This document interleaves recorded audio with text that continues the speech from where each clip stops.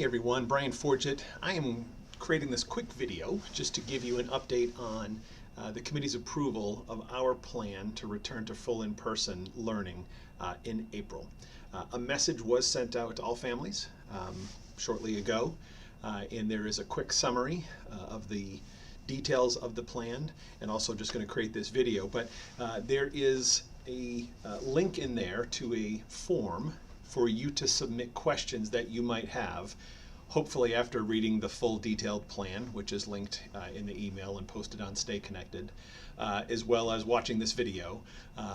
If you do still have questions, there's a form that's linked in that message sent to all families for you to submit questions. If we get all those questions by this coming Monday, the 21st, or 22nd rather, we will then go through and create some Q&A videos and get those posted by Wednesday. So hopefully after all that information is out there, we'll be looking to get a commitment from families by next Friday, which is the 26th of March. The key details of the plan in the transition are the fact that this is we are certainly going to be shifting from a standard 6-foot distancing down to 3 feet at times. Many classrooms will still be at the 4 to 5 feet, but we are shifting to that 3 foot as a minimum per DESE recommendations and guidelines. Everything else stays the same as far as our safety protocols, with masks and sanitizing and personal hygiene and attention to detail and traffic patterns and overall air quality. All of that still remains the same. Once we make this shift, there will only be two options. Per the regulations by Department of Ed, we can no longer offer hybrid learning, which means parents will need to select full-time in-person learning for their child or full-time remote learning. There will be a new option for the middle school and the high school that will allow students to stream into their current classes in the middle school and high school if they do want to shift to full remote learning for the balance of this year. Again, that's just at the middle school and high school. Anyone who is currently in the remote academy in any grade, K through 12, can remain in that current classroom plan, wherever they are, for the current year. So for the balance of this year, the remote academy is not being taken off the table. So we will add this new streaming option at the middle school, high school. But for anyone who is currently in the remote academy, you will be able to stay in the remote academy when we transition to full in-person learning. One more change in regards to the overall schedule is that we are going to be canceling any half days that were scheduled through the rest of this year, some in May and some in June. Instead, we're going to be keeping the early release on Mondays. So every Monday, we will have a 90-minute early release. It will be a true early release, meaning it's done, school is done for the day. So that will be each Monday starting April 12th. Middle school and high school will dismiss at 12:43, and the elementaries will dismiss at 1:25. So that is going to start on April 12th. Overall, the shift will be as follows. Monday, April 5th will be this is all students, all grade levels. We will have a half day as we currently have it on the schedule. So Monday, April 5th will still be a half day. It will be a remote learning day for everyone, all students, high priority students, all other students will be a fully remote day for Monday, April 5th. On Tuesday, April 26th, that will be the final professional development day that needs to be scheduled for this year.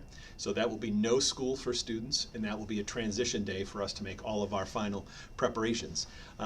That does not adjust the final day of school, because this is the confusing piece we keep talking about. That day has been baked into the calendar. We just hadn't placed it until we confirmed the transition. So Monday, April 5th, half day, remote, fully remote for all students. Tuesday, April 6th is no school for students across the board. Starting on April 7th, Wednesday, April 7th, we will be transitioning all K through 8 students to full in-person learning on Wednesday, April 7th. So that's all students, full schedule, bus schedules, all of that will be transitioned back and in place. K through 8 will start full in person on Wednesday, April 7th. To note, preschool is fully in person according to a preschool schedule.